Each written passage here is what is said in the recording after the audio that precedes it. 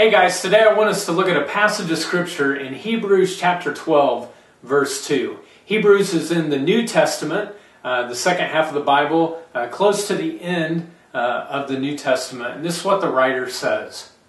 Keep your eyes on Jesus, who both began and finished this race we're in. Study how he did it, because he never lost sight of where he was headed. This last weekend, I watched a whole bunch of different basketball games for the NCAA tournament. And the problem is now they have 4 different channels that you can watch a game on.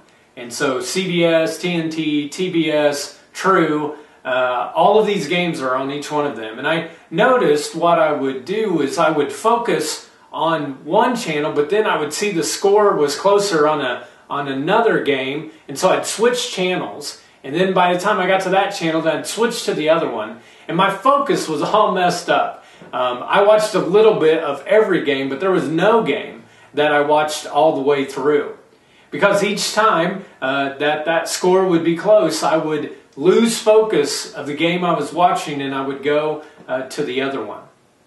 And I was just thinking about it this week that in so many ways, that's kind of the way our spiritual life is sometimes.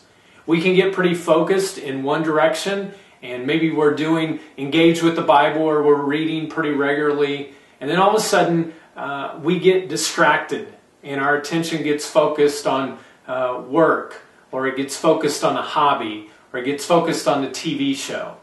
And what this scripture tells us is to keep our eyes focused on Jesus. And the best way you can do that is by connecting with His Word.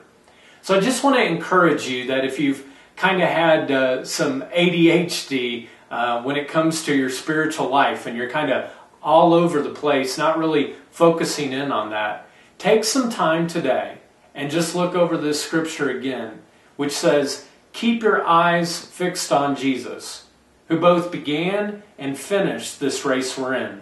Study how he did it, because he never lost sight of where he was headed. If you head towards Christ, he'll head towards you. I hope you'll have that moment with him today. We'll talk to you guys later.